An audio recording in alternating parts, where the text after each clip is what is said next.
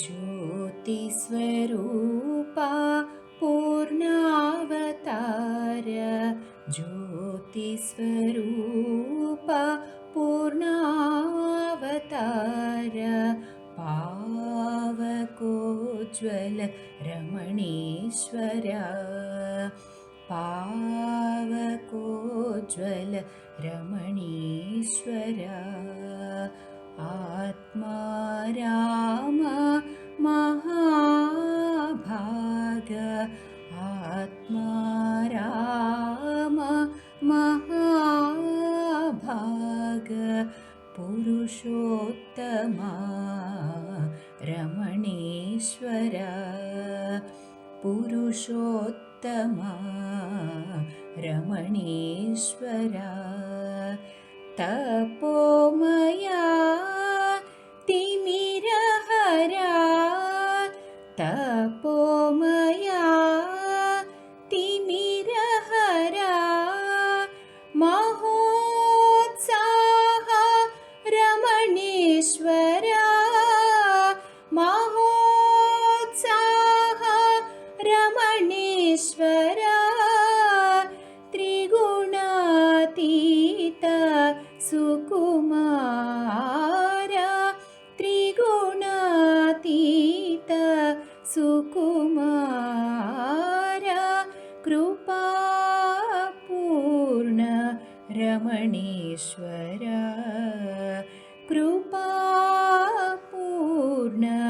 रमणीश्वर ज्योतिस्वरूपा पूर्णावतार पावकोज्ज्वल रमणीश्वर आत्मा राम महाभाग पुरुषोत्तमा रमणीश्वर तपोमया तिमिरहरा महोत्साह रमणीश्वर त्रिगुणातीत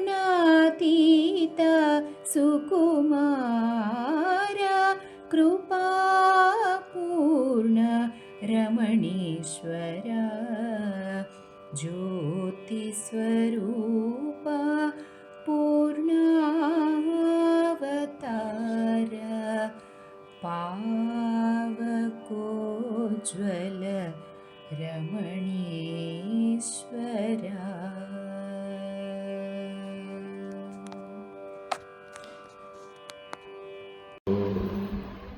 ब्रह्मानंद परमसुखदं केवलं ज्ञानमूर्तिं द्वन्द्वातीतं गगनसदृशं रहस्यादिलक्ष्यम् एकं नित्यं विमलमचलं सर्वधी साक्षिभूतम् भावातीतं त्रिगुणरहितं सद्गुरुं तं नमामि। नमो ब्रह्मादिभ्यो ब्रह्मविद्या सम्प्रदायकर्तृभ्यो वंश ऋषिभ्यो महाभ्यो नमो गुरुभ्यः। सर्वोपप्लवरहित विज्ञानघन यज्ञगद्रो ब्रह्मैवाहमस्मि। अहं पदार्थरहितः सदाशिवसमारम्भाः सशङ्करमध्यमाम् अस्मदाचार्यपर्यन्ताः वन्दे गुरुपरम्पराम्। हरिः ओम् श्रीगुरुभ्यो नमः। हरिः ओम्। ॐ निर्भयानन्दाय विद्महे अचलपरिपूर्णाय धीमहि तन्नो परात्परः प्रचोदयात्। ॐ साई ईश्वराय विद्महे सत्यदेवाय धीमहि तन्नः सर्वः प्रचोदयात्। ॐ तत्पुरुषाय विद्महे महादेवाय धीमहि तन्नो रुद्रः प्रचोदयात्। ॐ सद्गुरुरूपाय विद्महे ज्ञानबोधामृताय धीमहि तन्नो श्रीविद्यासागरः प्रचोदयात्। ॐ स्वात्मानन्दाय विद्महे अचलपरिपूर्णानन्दाय धीमहि तन्नो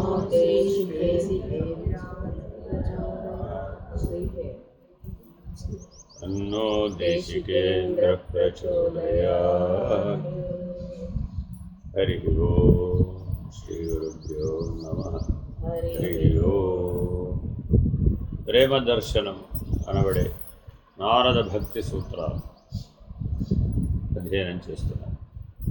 అధాతో భక్తిం వ్యాఖ్యాస్యామః సాత్వస్మిన్ పరమ ప్రేమ రూపా అమృతస్వరూపా చ యల్లబ్ధ్వా పుమాన్ సిద్ధో భవతి అమృతో భవతి తృప్తో భవతి యత్ప్రాప్య న కించిద్ వాంఛతి న శోచతి న ద్వేష్టి న రమతే నోత్సాహీ భవతి యజ్ఞాత్వా మత్తో భవతి స్తబ్దో భవతి ఆత్మారామో భవతి సా న కామయమానా నిరోధరూపత్వాత్.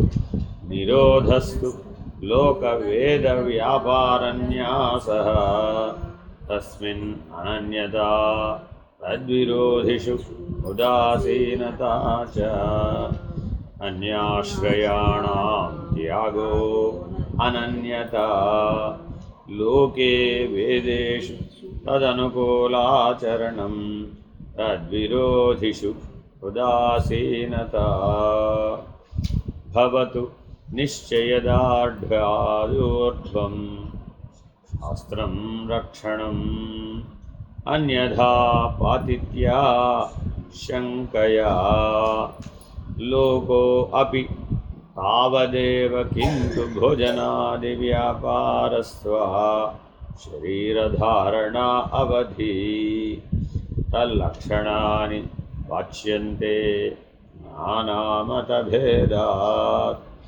పూజాదిష్వనురాగ ఇతి పరా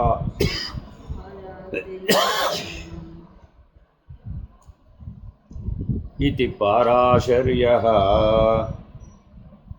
कथादिष्वतिर्गर्गः आत्मरत्यविरोधेनेति शाण्डिल्यः. नारदस्तु अदर्पिताखिलाचारता तद्विस्मरणे व्याकुलतेति. अस्त्येवमेवं यथा व्रजगोपिकानां तत्रापि न माहात्म्यज्ञानविस्मृत्यपवादः तद्विहीनं जाराणामिव. नास्त्येव तस्मिन् तत्सुखसुखित्वं सा तु कर्मज्ञानयोगेभ्यो अप्यधिकतरः फलरूपत्वात् ईश्वरस्याप्यभिमानद्वेषित्वात् दैन्यप्रियत्वाच्च. तस्या ज्ञानमेव साधनमित्येके अन्योन्याश्रयत्वमित्यन्ये. स्वयं फलरूपतेति ब्रह्मकुमाराः राजगृहभोजनादिषु तथैव दृष्टत्वात्. न तेन राजपरितोषः क्षुधा शान्तिर्वा तस्मात् सैव ग्राह्यमुमुक्षुभिः. तस्या साधनानि गायन्त्याचार्याः तत्तु विषयत्यागात् संगत्यागाच्च अव्यावृतभजनात् लोकेऽपि भगवद्गुणश्रवणकीर्तनात् मुख्यतस्तु महत्कृपयैव भगवत्कृपाल्लेशद्वा महत्सङ्गस्तु दुर्लभो अगम्यो अमोघश्च लभ्यते अपि तत्कृपयैव तस्मिन् सज्जने भेदा अभावात् ఆ పెట్టకపోతే అంతా మార్పే. జీవేశ్వరో భిన్న భ్రమ, జీవేశ్వరో అభిన్న జ్ఞానం అంతేనట. ఆ ఒక్క అక్షరాన్ని చేయడానికి 100 ఏళ్ళు సరిపోవట్లేదు. అంతే భగవంతుడు 100 ఏళ్ళ టైం ఇచ్చి ఈ ఒక్క పని చేయరా బాబు అని పంపించట ఈ లోకంలో.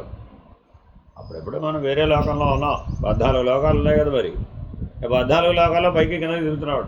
ఊరే ఎంతకాలం తిరుగుతారో బాబు, ఒకసారి ఆ మత్స్యలోకానికి పోయి ఆ మనుషుడిగా పుట్టి పని చేయరా అబ్బాయి. జీవేశ్వరో భిన్న అని 14 లోకాలు తిరిగేసావు కదా. ఆ భిన్న ముందు అభిన్న అనరా అబ్బాయి. జీవితం అంతా ఒకటే. ఏమిటది? జీవేశ్వరో అభిన్న అంటే అయిపోయినట్టు, జ్ఞానం అయిపోతాం. అప్పుడు ఈ లోకాంతరేషు తిరిగే పని తప్పిపోవాలి. భూలోక భువర్లోక సవర్లోక ఎంతకాలం తిరుగుతావు? ఈ ముల్లోకాలు ఎంతకాలం తిరుగుతావు? 14 లోకాలు ఎంతకాలం? ఎప్పటికైనా ఈ ఆట ముగించరా అబ్బాయి. ఆట ముగించేది జ్ఞానంతో. కోచ్కి ఎక్కువ తెలివితేటలు ఉంటాయా? ఆడే ఆటగాళ్ళకి ఎక్కువ తెలివితేటలు ఉంటాయి. కోచ్కి ఎక్కువ తెలివితేటలు ఉంటాయా? రిఫరీకి ఎక్కువ తెలివితేటలు ఉంటాయి. ఎంపైర్ ఉంటాడు కదా, వాడికి ఎక్కువ తెలివితేటలు ఉంటాయి. ఇది అవుట్ ఆడాలో డిసైడ్ చేసేది కోచా ఎంపైరా? నేను అవుట్ అవ్వలేదట, నువ్వు అవుట్ అయ్యావని చెప్తాను. మరి అందరికీ ఆట ఒకటేగా, కానీ జ్ఞానంలోనే భేదం. కాబట్టి శరీరం అందరికీ ఒకటే, ఆకలి దప్పికలు అందరికీ ఒకటే, శోకమోహాలు కూడా ఒకటే, జనన మరణాలు కూడా ఒకటే, షడూర్ములు ఒకటి, షడ్వికారములు ఒక్కటి, హరిషడ్వర్గములు ఒక్కటి, 3 లక్షణాలు అందరికీ ఒకటే. ఏమిటా ఆ 18 లక్షణాలు ఎందులో పుట్టినాయట? షడూర్ములు, షడ్వికారములు, హరిషడ్వర్గముల పాదొక్కటే. ఏమిటది? జీవేశ్వరో భిన్న అన్నాడు. అంటే 18 లక్షణాలు పుట్టింది. జీవేశ్వరో అభిన్న అన్నాడంతే. షడూరులు పోయినాయి, షడ్వికారాలు పోయినాయి, హరిషడ్వర్గం అంతే. నీకు నాకు భేదం లేదయ్యా అన్నాడట. అంతే. అనగానే షడూరులు పోయినాయి, షడ్వికారాలు పోయినాయి, హరిషడ్వర్గాలు కూడా పోయినాయి. ఏది బెటర్? 18 లక్షణాలతో 100 జన్మలు పుడుతూ పోతూ ఎంతకాలం చేసినా ఏముందో ఆటలు అని ఎవడైతే తెలుసుకున్నాడో, నివృత్తి మార్గంలో ప్రవేశించాడో, ఈ ఆ అనే ఒకటి పెట్టాలంటే అభిన్న అనాలంటే నివృత్తి మార్గాన్ని ఆశ్రయించాలి. అట్లా నివృత్తి మార్గంలో ఎవడైతే ప్రయాణం చేసి నిర్ణయం పొందాడో వాడికి పునః ఈ ఆట ఆడవలసిన అవసరం లేదు అని మనం ఎక్కడ తెలుసుకున్నాం? మహాత్ముల సాంగత్యం చేత తెలుసుకున్నాం. నేనంతా విచారణ చేసుకున్నాం. కాబట్టి ఎంత ప్రయత్నించైనా సరే, 100 విధాల ప్రయత్నించైనా సరే, ఈ దివ్యానుభూతి, ఆ బ్రహ్మానుభూతి సాధించినటువంటి మహానుభావుల యొక్క సాంగత్యాన్ని మనం తప్పక ఆశ్రయించాలి. తద్వారా దైవానుగ్రహాన్ని పొంది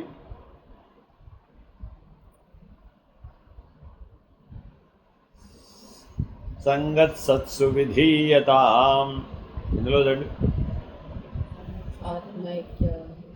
ఆత్మైక్య ఒకే ఒక పని చేస్తున్నామట, ఆత్మైక్య అవబోధేన. కాబట్టి ఆత్మానుభూతి ఎలా కలగాలట?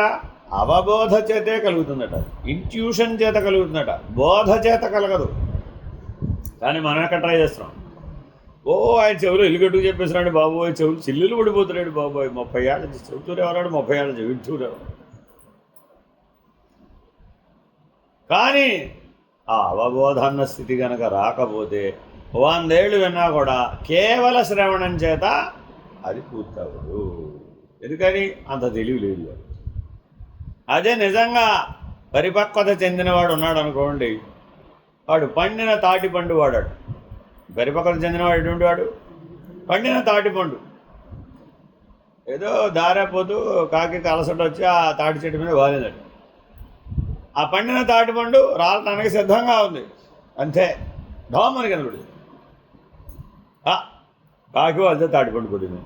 కాకి వాళ్తే తాటి పండు ఎలా రెడీగా వద్దురా దారి.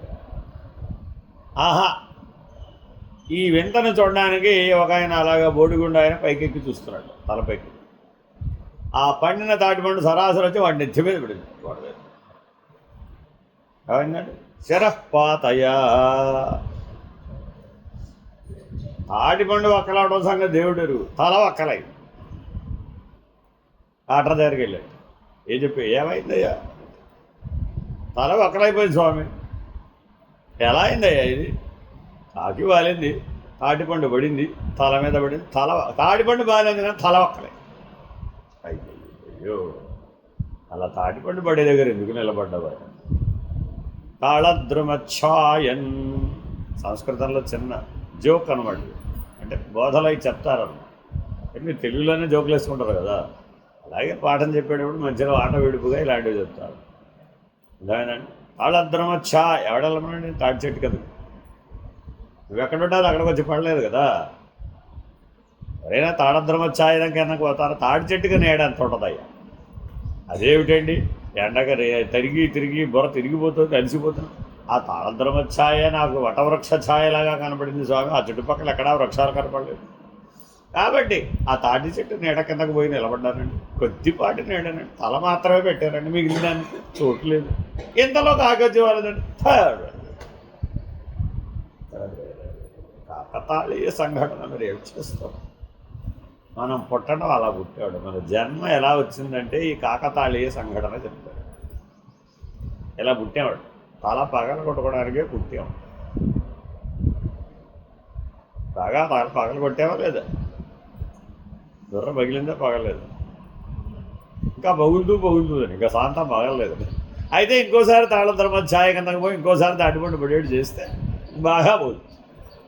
కాబట్టి మనం చేసే పనులన్నీ, కర్మఫలములన్నీ ఆ తాటి పండు పడటం లాంటివి. ఇప్పుడు అతని దుఃఖానికి కారణం ఏమిటంటావు?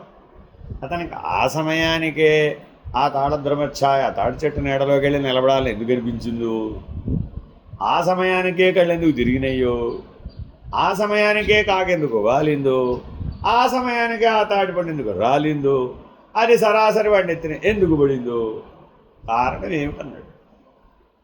కొద్దిగా విశ్లేషించి చెప్పు.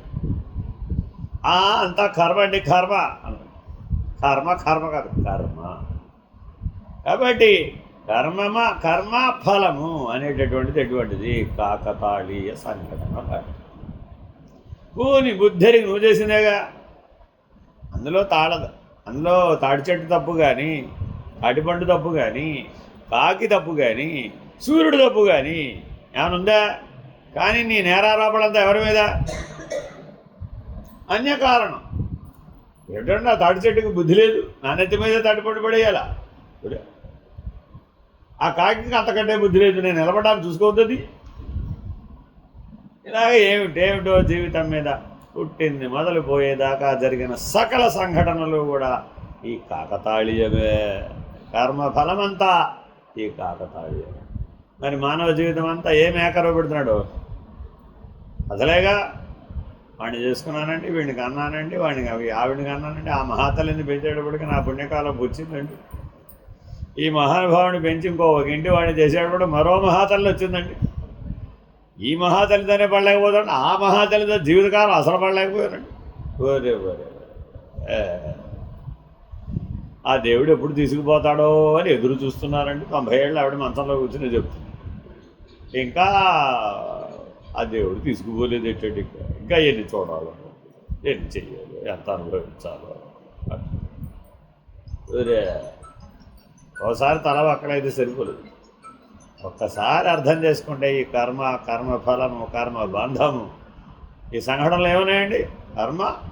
కర్మఫలము, కర్మబంధము, అజ్ఞానం, అవివేకం. కాబట్టి చాలా జాగ్రత్తగా గమనిస్తే మరి అప్పుడు ఇంట్లోంచి బయటపడగలిగే అవకాశం లేదంటవా. ఏం చేస్తున్నామంటే ప్రతిరోజు లేచిన దగ్గరికి రాత్రి నిద్రపోయే లోపల ఒకసారి తాటి చెట్టు కిందకి వెళ్ళి నిలబడటం, కాకి వాడటం, తాటిపండు పడటం, తల వాకడం, అబ్బా తలనొప్పని పడుకోవడం. ఓ రోజు అయితే మళ్ళా పొద్దున్న లేచాడు, మళ్ళీ ఏం చేశాడు, సరే కర్మవశాత్తు పుడుతున్నాడు జీవుడు, కర్మవశాత్తే పోతున్నాడు జీవుడు. ఈ కర్మబంధం తప్పించుకోవాలని నీకు ఎందుకు అనిపించడం లేదు? రోజు ఇదే జరుగుతుంది. ఈ కాకతాళీయ సంఘటన ఎవరిడే ప్రాక్టీస్. ఇక్కడికి తల తిరగడం మానదు, తాటి చెట్టు కిందకి వెళ్ళి నిలబడడం మానదు, కాకి వాలకా మానదు, ఆ తాటిపండు పడకా మానదు, తల ఒక్కలాకా మానదు, ఆ తలనొప్పితో పడుకోక మానదు. నిద్రలో పోయి హాయిగా అబ్బా తలనొప్పి, పొద్దున్న లేచేటప్పుడు తలనొప్పి చూసుకోండి. మీరు కావాల్సి వస్తుంది. సగం మంది జనాభాకి రాత్రి తలనొప్పి వస్తుంది, లేదంటే పొద్దున్నే లేవగానే తలనొప్పి వస్తుంది కొంతమంది. అది ఇంకా ప్రమాదం. లేస్తూనే తలనొప్పితో లేస్తాడు. ఇప్పుడు వాడు ఎప్పటికైనా ప్రభాత సంధ్య బ్రహ్మముహూర్తానికి లేస్తాడంటావా? పాపం లేవడానికి ప్రయత్నిస్తాడు, లేవగానే అలా ఒక్కలా ఏదో తలనొప్పి వస్తుంది. మళ్ళీ ఏం జరిగింది ఇప్పుడు? అంతా రాత్రి నిద్రలో కళలో జరిగిపోయింది. ఈ కాకతాళీయ సంఘటన అక్కడ కళలోనూ నిద్రలో కూడా జరిగిపోతుంది. ఇక్కడేమో బాహ్యంగా ప్రయత్నపూర్వకంగా జరిగినట్టు కనబడుతుంది, అక్కడేమో అయత్నపూర్వకంగా జరిగిపోతుంది. మరి లేచేటప్పటికి తలనొప్పి వస్తున్నా రాదా? కాబట్టి ఇంటర్నల్ డిస్టర్బెన్స్ వలన ఆ తలనొప్పి వచ్చేస్తుంది. ఆ నిద్ర సరిగా పోలేడు. మరి మానవుడు రోజు కొత్త నిద్రపోతున్నాడంటావా, పాత నిద్ర? నిన్న పోయిన నిద్ర ఇవాళ కూడా పోతున్నాడంటావా, కొత్త నిద్ర అంటావా? నిన్న హాయిగా అవుతుంది, ఇవాళ ఏమిటారండి ఇలా అవుతుంది. నిన్న నిద్ర వేరే రండి, ఇవాళ నిద్ర వేరే. నిన్న అన్నం వేరే, ఇవాళ అన్నం వేరే. ఏ రోజుకు ఆ రోజు ఇదే ఉద్యోగం. నామ రూప గుణ క్రియా నటనలు అర్థం ఉన్నాడు. మరి ఎంతకాలం వాడతావయ్యా? ఇదేనా నీ జీవిత లక్ష్యం? ఈ కాకతాళీయ సంఘటనలతో జరిగిపోవడమేనా? ఏమి లేదా? ఎవరి జీవితం చూసినా ఏం కనబడుతున్నాయి? ఇలాంటివే కోకొల్లలు. ఎవడి కథ వాడిది, ఎవడి సినిమా వాడిది, ఎవడి డైరెక్షన్ వాడిది, ఎవడి ఆట వాడిది, ఎవడి పాట వాడిది, ఎవడి మాట వాడిది. ఒక్కడి ఆట మరొకడికి ఉందా? ఒకడి పాట మరొకడికి నచ్చిందా? ఒకడి మాట మరొకటికి నచ్చిందా? చాలా జాగ్రత్తగా అర్థం చేసుకోవాలి. అందుకని చాలా చాలా సూక్ష్మంగా పరిశీలిస్తే తప్ప వీటన్నింటికీ నేను అతీతుడను, ఐఎమ్ అబవ్ ఆఫ్ ఇట్ అనేటటువంటి స్పృహ ఏం కలగాలంటే స్పృహ, ఆ అవగాహన, ఆ స్ఫురణ. కాబట్టి స్పృహ కలగాలి, అవగాహన ఉండాలి, స్ఫురించాలి. స్ఫురిస్తే ఎంతసేపు? రేపో పాటే. వీటికి ఆపోజిట్ ఏమిటి? స్పృహకు ఆపోజిట్ నిస్పృహ, స్మృతి, విస్మృతి. అంత ప్రాబ్లం ఉంది ఏమిటి ఇప్పుడు? నిస్పృహ, విస్మృతి. చూడండి, ఎవడన్నా చూడండి అంతా నీరసంగా మాట్లాడతాడు. ఏమిటైతే రేపు నీకు అంతా నిరాశాజనకంగా ఉందండి. ఏమిటి నీ నిరాశ కారణం ఏమిటి? ఆ నిస్పృహకు కారణం ఏమిటి? ఏమైనా సరే కోడి గాల్లోకి ఎగురుతుందని అనుకున్నానండి, అదే ఎగరుతుంది. కోడి గాల్లోకి ఎగరదు కదా. అదేం లేదు, నేను ఎగురుతుందని అనుకున్నానండి. నేను అనుకున్నాను కదా, అది ఎగరలేదు. సృష్టి ధర్మానికి వ్యతిరేకంగా అనుకోవడం ఎందుకు? ఈశ్వర నియతికి వ్యతిరేకంగా అనుకోవడం ఎందుకు? అవ్వలేదని బాధపడడం ఎందుకు? కాబట్టి మానవుడు పడే దుఃఖాలలో 90% సృష్టి ధర్మానికి వ్యతిరేకంగా ఆలోచించడం వల్ల వచ్చినది. కాబట్టి ఈశ్వర నియతిని అనుసరించి సృష్టి నడుస్తుందే కానీ నువ్వు అనుకోవడాన్ని బట్టి ఏమీ ఆ సృష్టి నడవదు. ఈ సత్యాన్ని గ్రహించి దుఃఖరాహిత్యాన్ని పొందు, ఆ దుఃఖంలోంచి బయటపడు. ఎప్పుడైతే దుఃఖంలోంచి బయటపడతావో, సృష్టి ధర్మం నీకు తెలుస్తుందో, అంతా ఈశ్వరేచ్ఛాన్ని వదిలేస్తావో, అప్పుడు నీలో జ్ఞానం ప్రారంభమవుతుంది. కాబట్టి సత్సాంగత్య ఫలం ఏమిటి? అంతా భగవదిచ్ఛ అని వదిలిపెట్టగలిగేటటువంటి స్వాతంత్ర్యం లభిస్తుంది. కర్మబంధం నుంచి స్వాతంత్ర్యం లభిస్తుంది సత్సాంగత్యం వలన. అది లేకపోతే ఎంతకాలమైనా అదే ఆట, అదే పాట, అదే మాట, అదే నటన, అదే మృత్యువు కూడా. తదేవ సాధ్యతాం తదేవ సాధ్యతాం అని రాత్రి పరిశీలించాం 42వ సూత్రం. ఎందుకని సోమరిగా ఉంటే ఏమన్నా అవుతుందా? అవదులే అని సోమరిగా కూర్చున్నాడు, అప్పుడేమన్నా అవుతుందా? అలా ఎప్పటికీ అవుతుంది. కాబట్టి ప్రయత్నించి సజ్జన సాంగత్యం చేయాలి. మహనీయుల సేవాభాగ్యం వలన ఆ గుణమాలిన్యాన్ని పోగొట్టుకోవాలి. 43వ సూత్రం. దుస్సంగ సర్వధైవ త్యాజ్యః. మానవులలో కొన్ని దుస్సంగ లక్షణాలు ఉంటాయి. అంటే అర్థం ఏమిటి? సాంగత్య దోషం వల్ల పొందినటువంటి. పుట్టిన పిల్లవాడికి ఈ లక్షణాలు ఉన్నాయేమో చెప్పండి చూద్దాం. దంభో దర్పోభిమానస్య క్రోధః పారుష్యమేవ చ అజ్ఞానం చాభిజాతస్య పార్థా సంపదమాసురీ అని దైవాసుర సంపద విభాగ యోగంలో ఆసురీ లక్షణాలన్నీ ఒకే సూత్రంలో, ఒక ఉపదేశంలో ఇమిడ్చి చెప్పాడు. పుట్టిన పిల్లవాడికి ఉన్నాయా? ఇవాళే పుట్టాడండి, వీడికి ఎంత తలపొగరవునండి అన్నట్టు. ఏమిటట? వాళ్ళ తాతగారు వచ్చారట, వాడు కళ్ళు తెరిచి చూడలేదు. ఇప్పుడే పుట్టాడు వాడు, వాళ్ళ తాతగారు వస్తే కళ్ళు తెరిచి చూడద్దు. ఏరా నేను వస్తే కళ్ళు తెరిచి చూడవేమిటి నువ్వు, నీకు అంత తలపొగరా అన్నట్టు. ఇప్పుడు ఎవరికి ఉంది? ఒరే రామ, ఇప్పుడే వాడు పుడితే దంభో దర్పోభిమానస్య, అక్కడ ఆసురీ లక్షణాలను వీళ్ళు చూస్తున్నాడు. ఒరే ఒరే ఒరే ఒరే, దోషం ఎవరిలో ఉంది ఇప్పుడు? Something is wrong with you. మనకందరికీ జగత్తులో ఏం కనబడుతున్నాయి?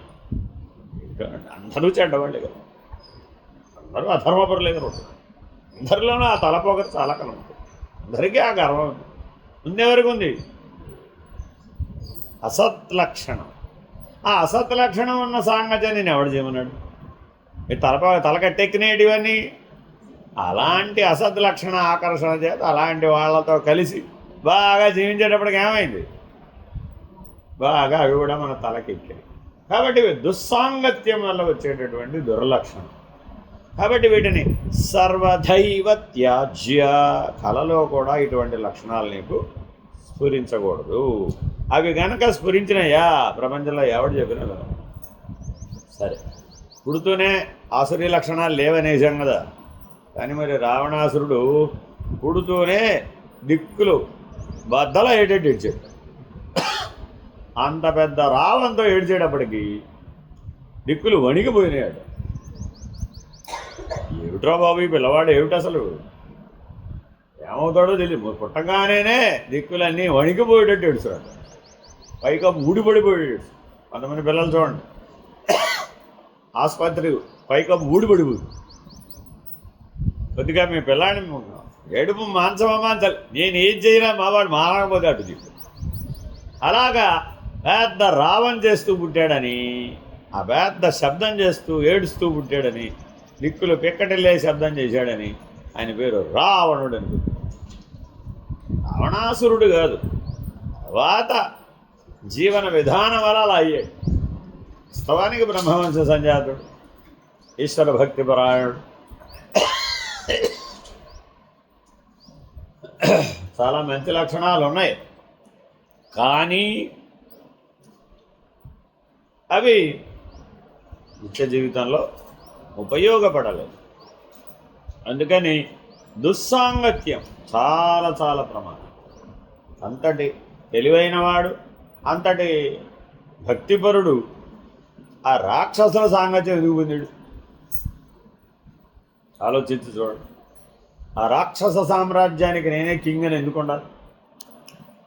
దేవతలను ఓడించాడు కదా, ఆ దేవతలకి కింగ్గా ఉండొచ్చు కదా, దేవేంద్రుడిలాగా ఉండొచ్చు కదా. కానీ మరి అలా ఉంటానంటే వీలవుతుందా?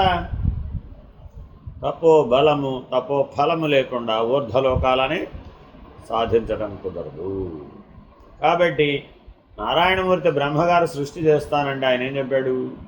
ఓ ఉపదేశం చేశాడు. బ్రహ్మగారికి సృష్టి చేయడం కోసం ఆయన సృష్టించాడు. నారాయణ సంకల్పంలోనే చతుర్ముఖ ప్రజాపతి గారు పుట్టారు. అదే బ్రహ్మకమలంలో పుట్టడం అంటే. ఆ కమల గర్భుడు ఎవరైతే ఉన్నారో ఆ నారాయణుడిని ఆయన ఆ పద్మం యొక్క నాళం వెనకాలే వెళ్ళాడు. నా మూలం ఎక్కడా అని బ్రహ్మగారు మొదలుపెట్టాడు ప్రశ్న. అదే కోహం, నేనెవరు. మనం కూడా ఆ ఉద్యోగం చేస్తాం. అప్పుడెప్పుడూ సృష్టి ఆది అని బ్రహ్మగారికి వచ్చిన డౌటే మనకు కూడా వచ్చింది. జీవుడికి ఒకటే ప్రశ్న, ఆ బ్రహ్మకు ఒకటే ప్రశ్న. ఏమిటది? ఓహం, నా మూలం ఏమిటి, నేనెవరు అని విచారణ చేస్తూ వెళ్ళాడు. ఆ నారాయణమూర్తి కనపడ్డాడు. ఏమయ్యా, ఏమిటి, నేను ఎక్కడి నుంచి వచ్చాను, నాకే తెలియకుండా ఉంది, నన్ను నేను ఎరుగకున్నాను, నేను ఎందుకు పుట్టాను, ఏం చేయమంటావు అని బోళ్ళు ప్రశ్నలు వేసేట. మనం కూడా అంతేనా? పుట్టిన పిల్లవాడు ఏదో ఒకటి చేయాలి కదా మరి. ఓ బోల్డ్ ప్రశ్నలు, వాడితో సరిపోలే, వాళ్ళ పిల్లలు ఓరే చెప్పిన పాఠమే చెప్పి మొన్న మధ్య ఒక ఆయన ఏమంటే టీచర్ ఉద్యోగం ఎవరికి వస్తుందని టీచర్ ఉద్యోగం ఎవరికి వస్తుంది? ఒకే పాఠాన్ని 100 సార్లు చెప్పడం శిక్షణ పేరు మీద వాళ్ళకేమో విద్యార్థులకి శిక్షణ, ఉపాధ్యాయుడికి ఎంఐ పాఠాలు చెప్తానంటుంది, సంగీతం నేర్పుతుంది ఎంఐ కూడా టీచరే. నేను అనుకోండి ఊరే వాడికి సాపాసాలు వచ్చే లోపల వీడికి తలనొప్పి వస్తుంది. జాయిన్ అయిన పిల్లలందరికీ సాపాసాలు సరళీస్వరాలు అయ్యి జంటస్వరాల్లోకి తెచ్చేటప్పటికి ఈవిడ పని అయిపోతుంది. జీవితం అంతా అందరు అక్కడికే. అక్కడి నుంచి జంట స్వరాల నుంచి వర్ణాలకు వచ్చేవాడు అమ్మయ్యా పర్వాలేదురా బాబోయ్ అనుకుంటున్నారు. కానీ 10 మందిలో ఒక్కడు ఉంటాడు. ఈ 10 మంది ఆ జంట స్వరాలు వాడికి పలికేటప్పటికే అయిపోతుంది వాడి శక్తి. అబ్బో నా వల్ల కాదులేడని చేతులు ఎత్తేస్తాడు. మళ్ళా కొత్తవాడు, మళ్ళీ ఇది ఎక్కడ మొదలుపెట్ట, మళ్ళా సాపాసాడు. ఓరే కాబట్టి ఒకే పాఠాన్ని 100 సార్లు 1000 సార్లు చదివేవాడేవాడు వాడే ఉపాధ్యాయుడు. బాగుందా లేదు?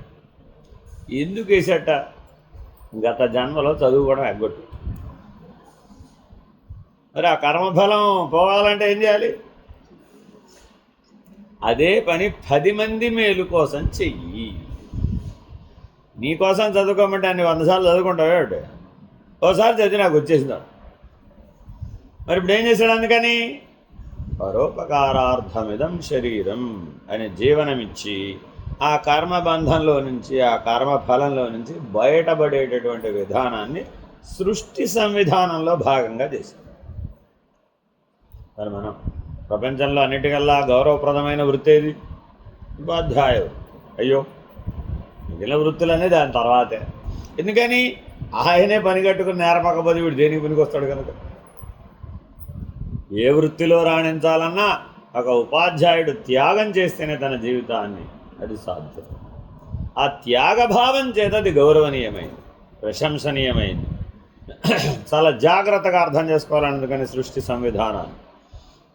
సంవిధానం అంతా ఎలా చేయబడిందయ్యా అంటే నిన్ను కర్మబంధం నుంచి అధిగమించేటట్లు, విడిపించేటట్లు, అసలు కర్మబంధం లేదని నిరూపించేటట్లుగా సృష్టి నియతి ఏర్పాటు చేయదు. కానీ మనం దుస్సంగ సహవాసం చేత ఆ కర్మబంధంలో తగులుకొని కర్మ ఫలితమనేటటువంటి చక్రభ్రమణంలో తల తిరిగిపోతూ షడ్వికారముల చేత, షడూర్ముల చేత, అరిషడ్వర్గముల చేత బాధించబడుతూ దుస్సంగ సహవాసం వలన దుఃఖాన్ని పొందుతూ నేను ఏడవడం కోసమే పుట్టానని డిసైడ్ అయిపోయాడు. అందుకని చెప్తున్నాను, దుర్జనుల సహవాసమును సాంగత్యమును బొత్తిగా విడనాడవాలి. అధర్మం కదా. అర్జునుడు అడిగాడు ఇదే ప్రశ్న, ఏమయ్యా అందరినీ వదిలేయమంటావు, మోక్షానికి అడ్డం వస్తే అన్నీ వదిలేయమంటావా, అందరినీ వదిలేయమంటావా, ధర్మం లేదంటావా, కర్మ లేదంటావా, ఏం చేయక్కర్లేదంటావా, ఏం అవసరం లేదంటావా? అవునయ్యా కరెక్ట్.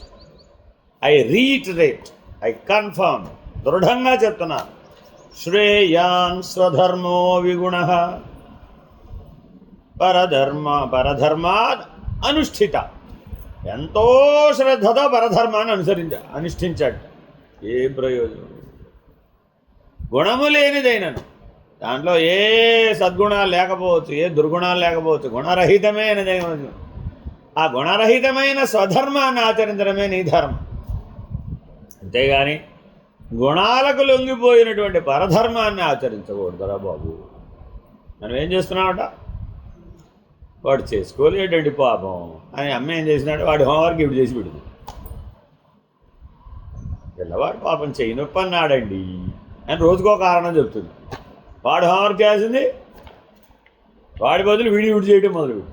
వాడికి ఏం అలవాటైంది, ఇప్పుడు హోంవర్క్ మా అమ్మ చూసుకుంటుంది, క్లాస్ వరకు మా టీచర్ చూసుకుంటుంది. వీడేం చేస్తాడు, కాలక్షేపం చేస్తాడు. ఏమవుతాడు అప్పుడు చూస్తే, పుస్తకంలో చూస్తే అంతా పర్ఫెక్ట్. కాపీ రైటింగ్ చూడండి, అక్కడ వస్తుంది తాగాద. చిన్నపిల్లలకి కాపీ రైటింగ్ హ్యాబిట్ రావాలని కాపీ రైటింగ్ ఇస్తారండి. వాడు ఏం చేస్తాడు, తండ్రి దగ్గరికి వెళ్తే కోపడతాడు, రాయిరా కూర్చొని అంటాడని తల్లి దగ్గరికి వెళ్తాడు. ఇది రాయకపోతే మాస్టర్ కొడతాడు రేపు అని ఏడుస్తాడు. వాడు ఏడు మాంసరానికి ఇవిడేం చేస్తుంది, నేను రాసి పెడతాను, ఏడమ్మా నేను చూసుకుంటాను, అయ్యా వాడికి అయిపోయిందిరా బాబు అనుకుంటాడు. వాడు ఇప్పుడు ఎవడు తెలివైన వాడు, దుస్సంగం. ఇలా మొదలవుతాడట దుస్సంగం. శ్రేయాన్ స్వధర్మో విగుణ పరధర్మాదనుష్ఠిత స్వధర్మే నిధనం శ్రేయ.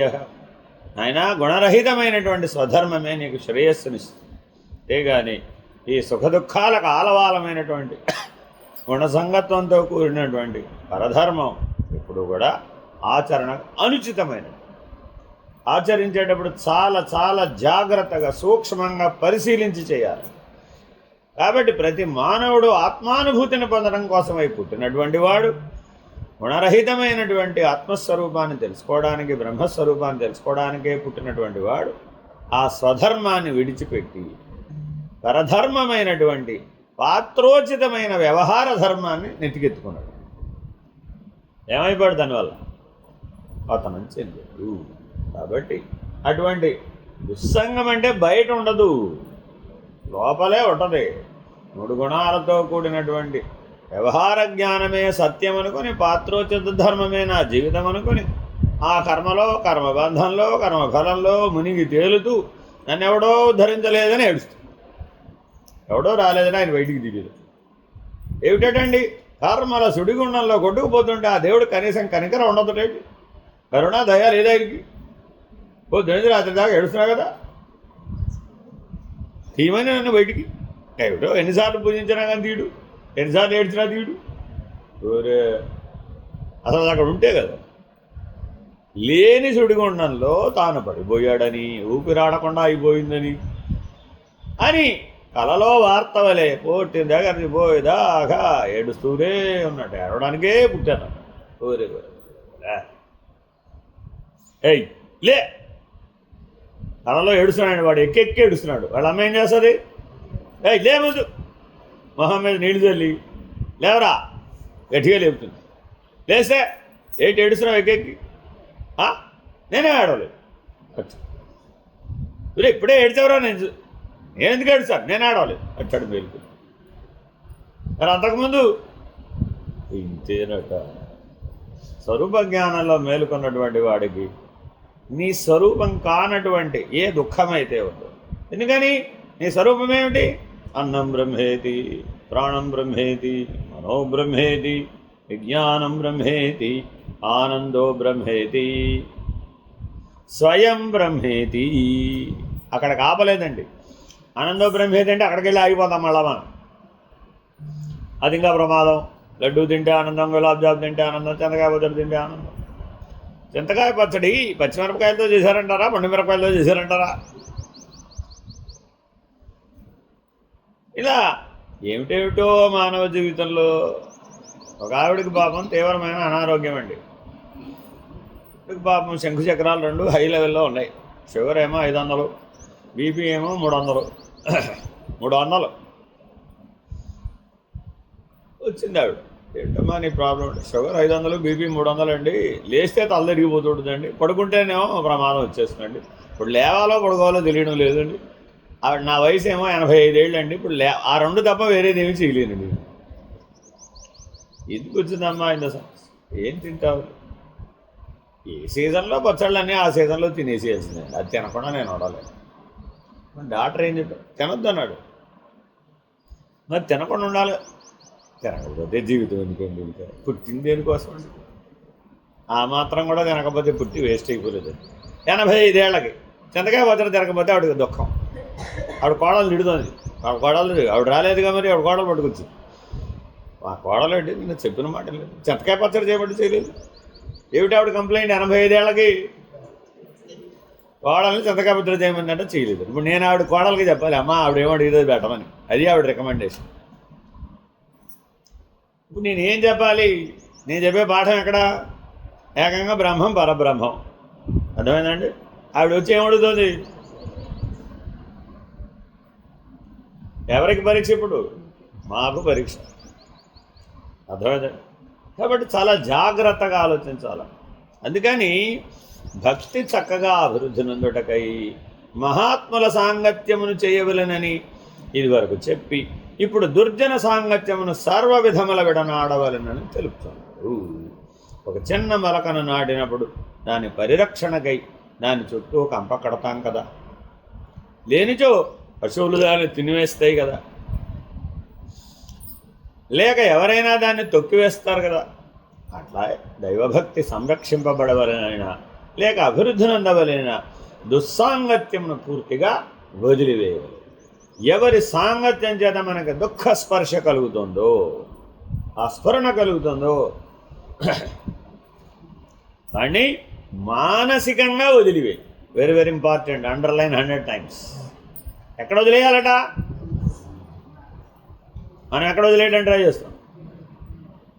నీకు నాకు ఏం సంబంధం లేదు పో అని సత్సాంగం అయిపోయి ఇంటికి వెళ్ళంగానే వాళ్ళ ఆవిడ చెప్పింది, మా గురువుగారు చెప్పారు అన్నీ వదిలేయమన్నాడు, కాబట్టి ముందు నిన్ను వదిలేస్తున్నాను, అన్ని సమస్యలు నీ వల్లే వచ్చినాయి, నాకు జీవితంలో అన్ని దుఃఖాలు నీ వల్లే వచ్చినాయి, కాబట్టి వదిలేయమన్నాడు, కాబట్టి ఇంటికి వెళ్ళి మొట్టమొదట చేస్తున్నా, నీకు నాకేం సమస్య లేదు అని.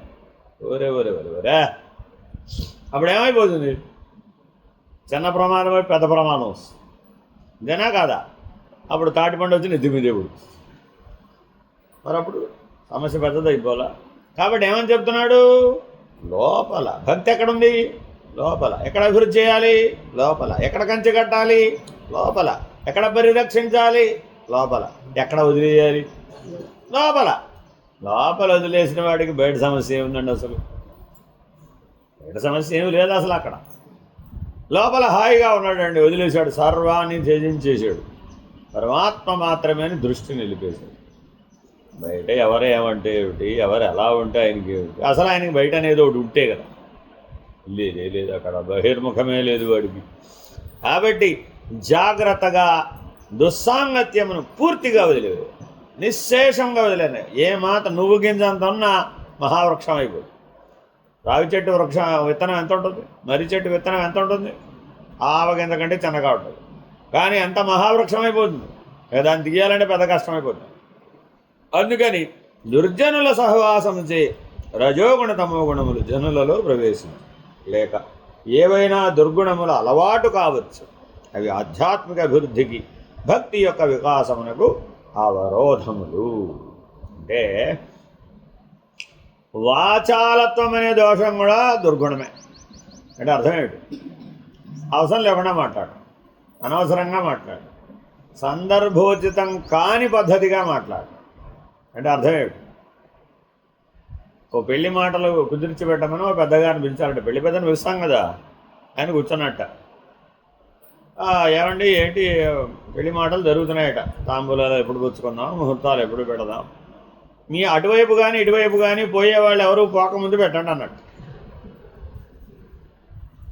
అప్పుడు ఏమైంది? కుదిర్చాడా? చెడిపోయింది. సత్యమే చెప్పాడు, సత్యం కాదా? ఎందుకని? చివరి నిమిషాల్లో ఎవరైనా ఉండి, ఆఖరి దశలో ఎవరైనా ఉండి ఇప్పుడు ముహూర్తం పెట్టామనుకోండి, ఏమైపోతుంది? అది అడ్డం వస్తుంది కదా. ఆయన చెప్పిన విషయం కరెక్టే, విధానంలో తప్పు. అర్థమైందండి?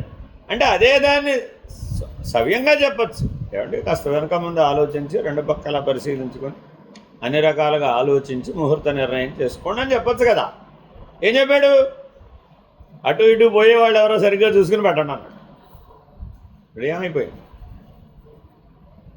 నేను సత్యమే చెప్పా కదండి. ఒరే గుణధర్మం దోషం అయ్యా బాబు.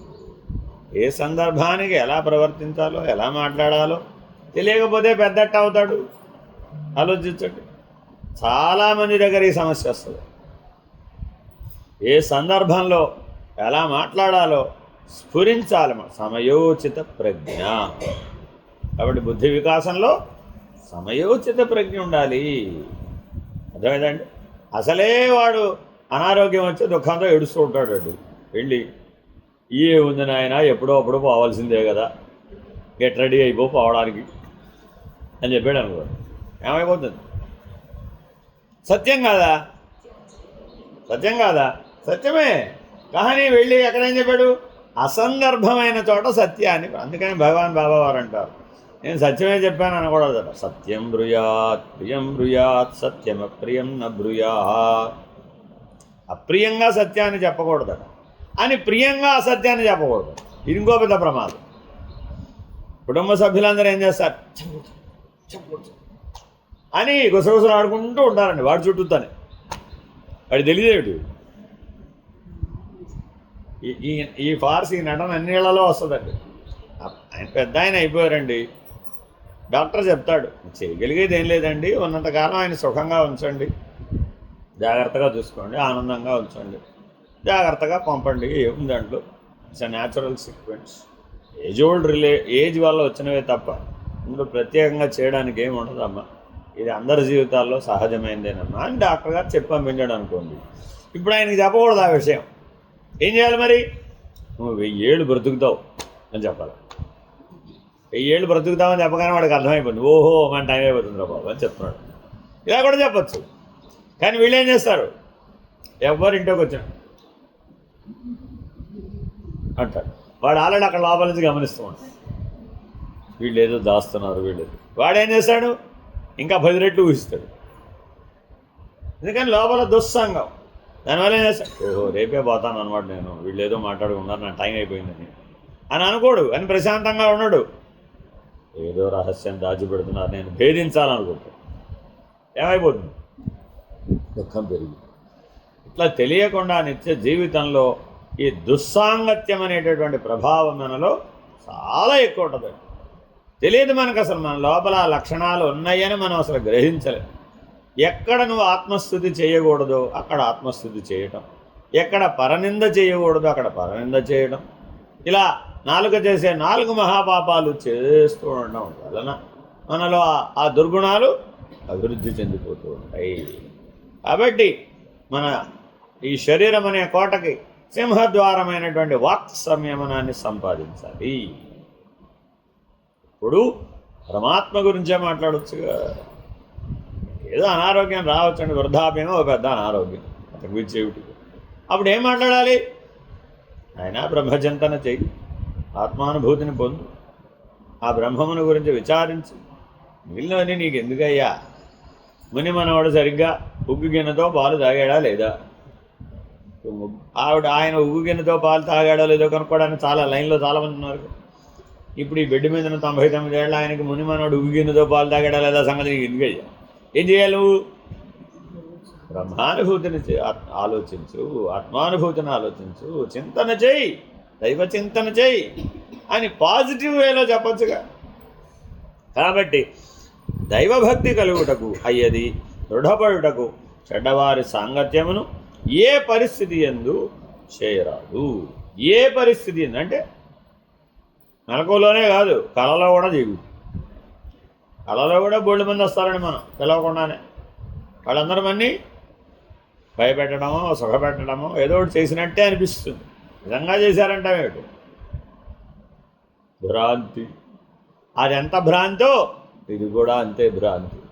ఈ సత్యం తెలుసుకుని మేల్కొన్నట్లయితే అప్పుడు ఏ గుణము నేనేం చేయదు, ఏ జీవులు నేనేం చేయవు, ఏ లోకము నీకేమవ్వదు, ఏ రకమైనటువంటి లోకాంతరేష్ అనే ప్రయాణం కూడా చేయవలసిన అవసరం రాదు. దానిని సర్వవిధములా పరిత్యజించవలైనని నారదుల వారి భావన. సర్వవిధముల ప్రయత్నపూర్వకంగా విడిస్తే తప్ప పోదండి అది. ఆ దానంతరదే పోతుందిలే అంటే మాత్రం పోయేది కాదు. నేను గ్యారంటీగా పెరిగి పెద్దవాడిని అయిపోతాను కదండి, 100 ఏళ్ల వాడిని అయిపోతే అవే పోతాయండి. 100 కాదు, ఇంకో 0 పెట్టినా, ఇంకో 0 పెట్టినా, 10 పక్కన 28 సున్నాలు పెట్టిన అసంఖ్యేయమైనటువంటి జన్మలు పొందిన కల్పాంతం వరకు ప్రయత్నించిన అది పోదు. కావున ఈ విషయమును సాధకులు బాగుగా గుర్తెరిగి దుస్సాంగత్యమును దరికి చేర్చరాదు. Very very important. 44 కామక్రోధమోహస్మృతిభ్రంశ బుద్ధినాశ సర్వనాశకరణత్వాత్. అంతకుముందేమో దుస్సంగమని ఇన్ జనరల్గా చెప్పారు, ఇప్పుడు సూటిగా చెప్తున్నారు. ఎవరు దుర్జనుడు, ఎవరికి ఏది దుస్సంగం, ఎవరిలో అరిషడ్వర్గాలు బలంగా ఉన్నాయో వాళ్ళందరూ దుర్జనులే. Straight cut answer. ఎలా గుర్తించాలండి మరి నేను?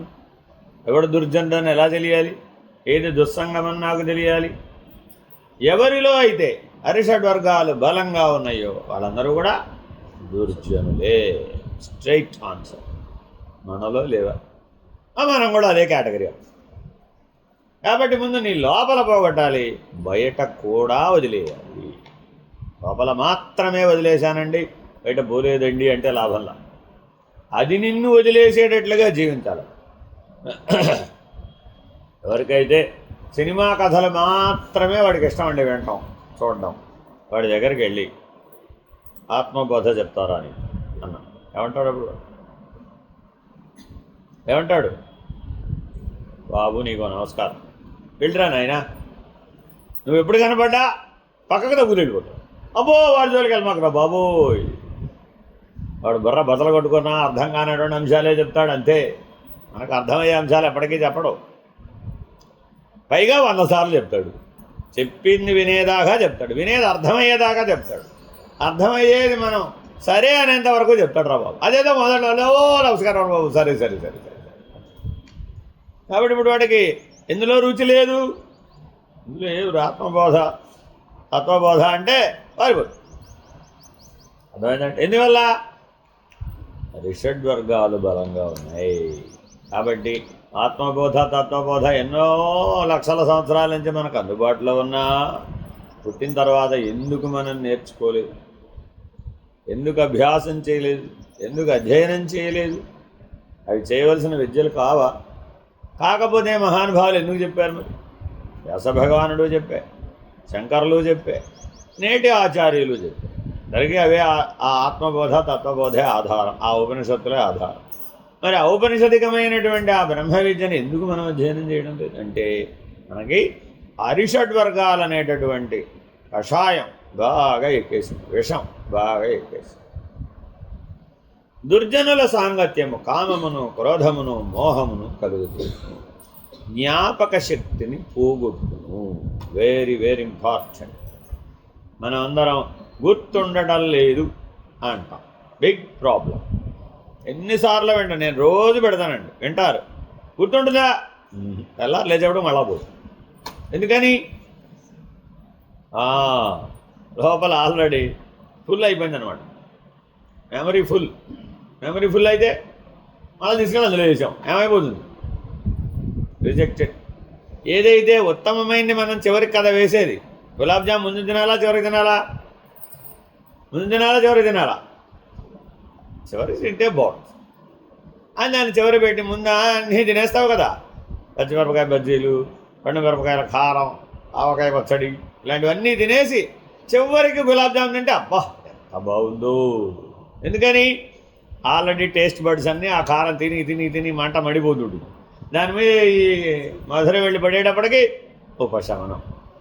బాగా నాలికని బాధ పెట్టడం, బాగా వెనరాయడం, కొట్టడం వెనరాయడం, కొట్టడం వెనరాయడం, ఒగ్గ గెలడం వెనరాయడమేనండి. కొంతమందికి చూడండి ఒక దుర్లక్షణం ఉంటుంది. పిల్లవాడు సహజంగా నవ్వుతూ ఉంటాడు, సహజంగా ఆనందప్రదంగా ఉంటాడు. వాడికి అకారణం, వాడికి ఏం నవ్వడానికి కారణం లేదు. మనం నవ్వాలంటే 36 కారణాలు ఉంటే తప్ప మనం నవ్వం. ఆ నవ్వే పిల్లవాడిని తక్కువని బొగ్గగిలుతాడు, వాడు బలవలా ఏడుస్తాడు. మీరు వాడిని ఎందుకురా చిన్నపిల్లల్ని బొగ్గగిలకపోతే ఎలా కాదు? విధి అన్యాయం పాడుగాను, అసురీ లక్షణం, రాక్షస లక్షణం. ఆనందంగా ఉన్నవాడు చక్కగా చూసి ఆనందించవచ్చు కదా. ఆహా, దుర్జనుడు, కామ క్రోధ మోహములు. కాబట్టి జ్ఞాపక శక్తిని పోగొడతాయి. అవి ఎంతగా ఈ అరిషడ్వర్గాలు మనలో బలంగా కనుక ఉన్నట్లయితే అవేం చేస్తాయి, మన జ్ఞాపక శక్తి అందుకు పోయిందండి. నిజానికి మనం సాక్షాత్తు బ్రహ్మమై ఉండి జీవుడు జీవుడు జీవుడు అని ఎందుకు ఏడుస్తున్నావయ్యా అంటే ఈ జ్ఞాపక శక్తి ధారణాశక్తి పోవడం వల్ల. అందువలన 1000 సమస్తమును నశింపజేయి. అక్కడతో మా మాటతో వదిలిపెట్టట్లేదండి. జ్ఞాపక శక్తి అక్కడే పోవడం కాదట, 1000 సమస్తము నశింపజేయి. ఇది చాలా ముఖ్యమైన విషయం. ఎందుకనంటే సకల దివ్య శక్తులు కలిగిన తర్వాత, నవగ్రహాలను స్వాధీనం చేసుకున్న తర్వాత, ముల్లోకాలను స్వాధీనం చేసుకున్న తర్వాత వస్తుందట కామం. ఈ వేరు పురుగైనటువంటి కామం రాగానే వారి తమ్ముళ్ళందరూ లైన్లో వచ్చేస్తారు. కామ క్రోధ లోభ మోహ మద మాత్సర్య ఈర్ష ద్వేష దంభ దర్ప గూడుందండి, వీడు చాంతాడంత జాబితా ఉంది.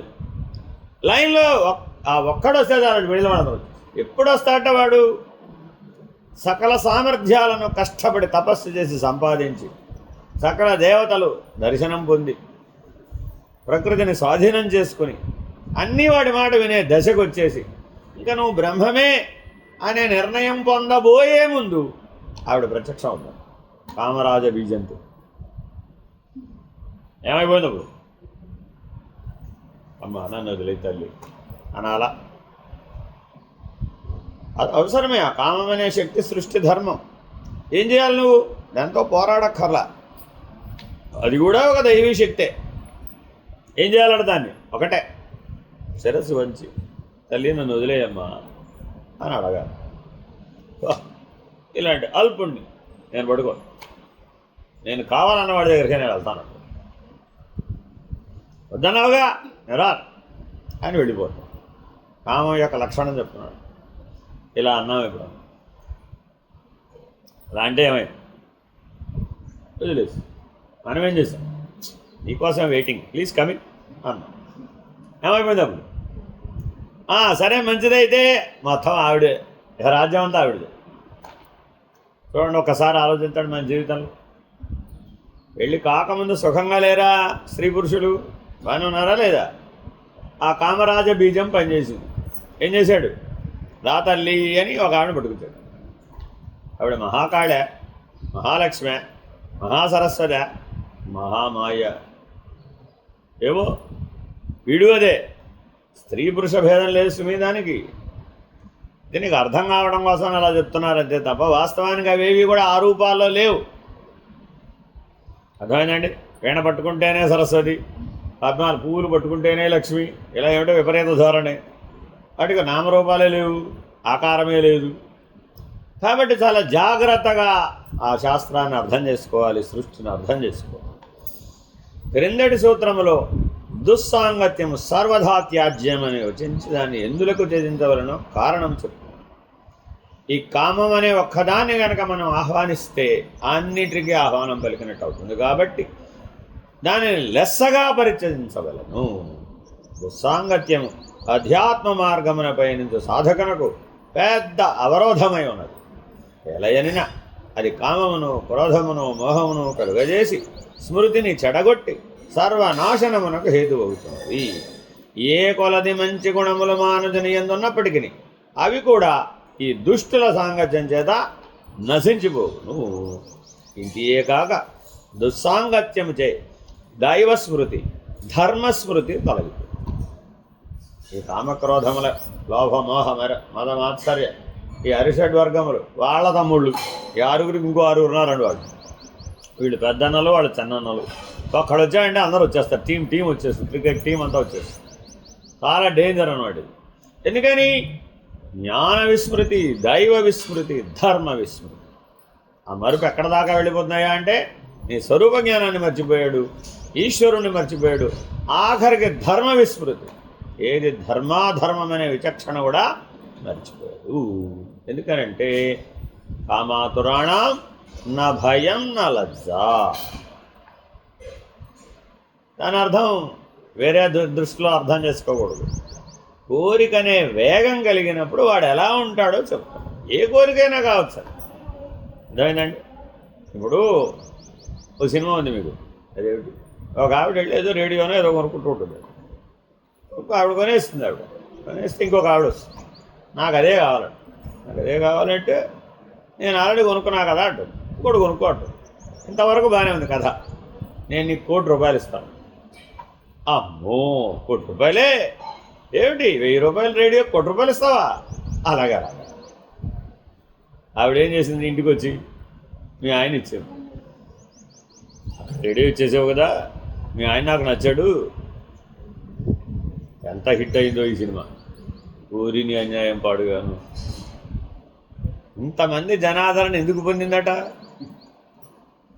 ఇంత దుర్జనులో, దుస్సంగులో, అధర్మం కదా. దాన్ని సినిమా తీసి ఆ సినిమా అంతా గోలంతా ఇదే. ఏమిట్రా ఈ గోళని అందరూ చెప్తుంటే అదేదో బిట్ ఉంటుంది కదా, చూశాను. వరే వరే వరే వరే, ఇక్కడ రేడియో ₹1,00,00,000 ఎట్టి కొనుక్కోవడం ఏంటి, అదే ₹1,00,00,000 వాళ్ళు ఆయన కొనుక్కుంటుంది, ఇవిడు అమ్మేస్తుంది.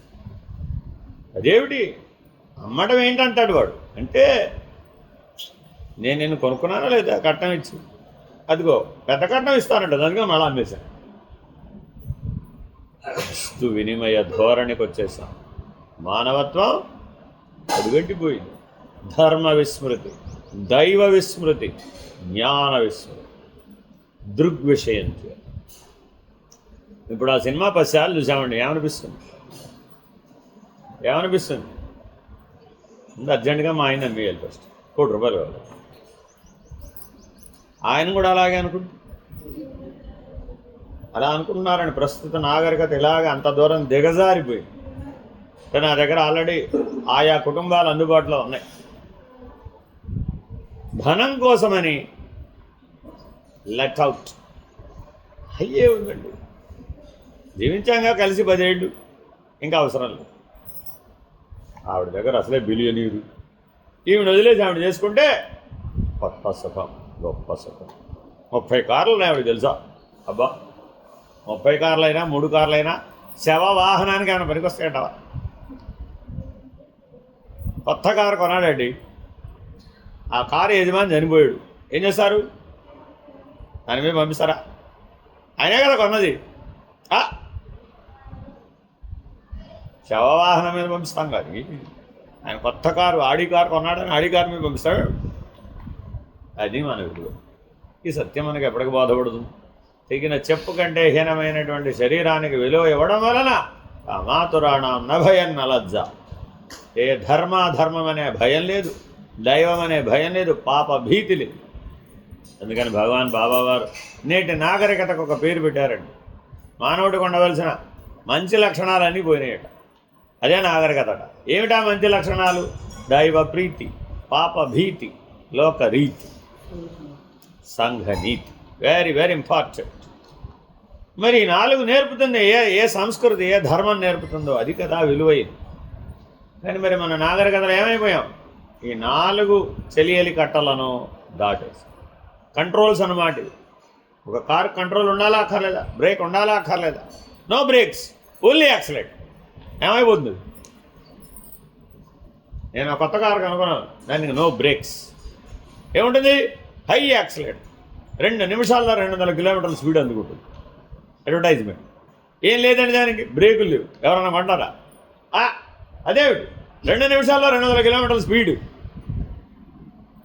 వాళ్ళందరూ ఏమిటండి మీ త్రేతాయుగం మాటలు, హృదయగర్ నాటి మాటలు, ఇప్పుడంతా స్పీడ్. అదేమిటండి ఏదో సినిమాలు బ్రో చెయ్యి రేపు బ్రో నేను విన్నా ఏమంటాడు శంకర శాస్త్రి, ఇది సంగీతం కాదురా అబ్బాయి, విరిచి భావాన్ని విరిచేసి. మరి ఇప్పుడు ఏమిటి స్పీడ్ అంటావు? నాకు అర్థం కాదు, అర్థం లేని స్పీడు.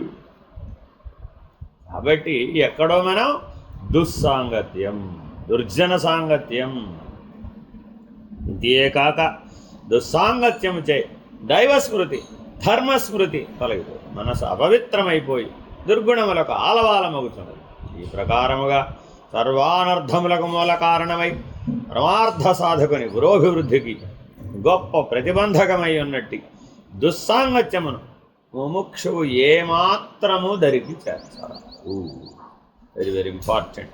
ఎందుకు చెప్తున్నానంటే మనమేదో దూరపు కొండలు నునుపని చాలా దూర ప్రయాణాలు, చాలా దేశాంతర ప్రయాణాలు చేసి సమస్యలు కొని తెచ్చుకుంటూ ఉన్న చోట వదిలిపెట్టి ఎక్కడికెక్కడికో ఎండమావులు వెనక పరిగెట్టేటువంటి లక్షణం నేటి నాగరికతలో చాలా బలపడిపోయింది. అనుకోని ప్రమాదాలు అందులో ఉన్నాయన్నమాట. ఇది అదని చెప్పడానికి వీలేదు. మన పిల్లలే బోల్డ్ కష్టాలు పడుతున్నాం. చాలా జాగ్రత్తగా గమనిస్తే నా దగ్గర ఎన్నో ఆధారాలు ఉన్నాయి. ఒక ఆవిడ అర్ధరాత్రి ఫోన్ చేసింది. ఒక అర్ధరాత్రి వాళ్ళ ఆయన ఇంటికి వెళ్ళిపోమన్నట్టు అంతే, అమెరికాలో. ఏం చేయాలి ఇప్పుడు? అర్ధరాత్రి బయటికి వెళ్ళి అమెరికాలో నిరాశ్రయులకు ఏం విలువ లేదు. Homeless, very dangerous. స్వామి మీరు చెప్పినట్టే జపం తపం ధ్యానం చేయమన్నారు, రోజు నిత్య పూజ చేయమన్నారు, పాఠాలు చదువుకోమన్నారు, మీ ఉపన్యాసాలు వినమన్నారు. నేను చేసింది అదే చేశాను, అది మా ఆయనకి నచ్చలేదు. అర్ధరాత్రి ఇంటి వెడిపోమన్నాడు. మీరేమో అంతా కళ్యాణమే జరుగుతుంది, అంతా మంగళం, అంతా శుభమే జరుగుతుంది అంటారు. ఏం చేయమని ఏం చెప్పాలంటారు? నేను ఇది మానేమనాలి, అది మానేమనాలి. ఎక్కడో దుర్జన సాంగత్యం, దుస్సాంగత్యం పరిష్కరించడానికి వీలు లేనటువంటి స్థితిలోకి మానవ జీవనాన్ని పట్టుకెళ్ళి. కాబట్టి చాలా చాలా తస్మాత్ జాగ్రత్త జాగ్రత్త జాగ్రత్త. కళలో కూడా దుర్జన సాంగత్యానికి, దుస్సాంగత్యానికి, దుర్నడతకి అవకాశం ఇవ్వకూడదు. అపవిత్రమైపోతుంది. దైవ విస్మృతి కలుగుతుంది, జ్ఞాన విస్మృతి కలుగుతుంది, ధర్మ విస్మృతి కలుగుతుంది, మానవత్వం లోపించిపోతుంది. కాబట్టి చాలా చాలా జాగ్రత్తగా ఉండాలి. ఆధ్యాత్మ విద్యలో ప్రవేశించే వాళ్ళు అందులో చాలా జాగ్రత్తగా. మనం చేసేది మంచే కదా అని ఎవరి మీద పడితే వాళ్ళ మీద దాన్ని ప్రయోగించామంటే ఫలితాలు వికటిస్తాయి. కాబట్టి చాలా సమయోచిత ప్రజ్ఞ ఉండాలండి వేదాంతంలో. అంతేగాని అనవసరమైన వాళ్ళ దగ్గరికి వెళ్ళి, ఆసక్తి లేని వాళ్ళ దగ్గరికి వెళ్ళి చెవిలో ఇల్లు కట్టుకుని చెప్పే ప్రయత్నం చేయకూడదు. దుర్జన సాంగత్యం చేయకూడదు, దుస్సహవాసం చేయకూడదు. నీవు అపవిత్రమై అసహనాన్ని పొందేటటువంటి స్థితిని తెచ్చుకోకూడదు. నీకున్న దైవీ లక్షణాలను కోల్పోయేటటువంటి జీవితాన్ని ఆహ్వానించకూడదు. హరి ఓం శ్రీ గురుభ్యో నమః. హరి ఓం. పూర్ణమద పూర్ణమిదం పూర్ణాత్ పూర్ణముదచ్యతే పూర్ణస్య పూర్ణమాదాయ పూర్ణమేవావశిష్యతే. ఓం తత్సత్. ఓం శాంతి శాంతి శాంతి. హరి ఓం శ్రీ గురుభ్యో నమః. హరి ఓం. నారాయణ నారాయణ.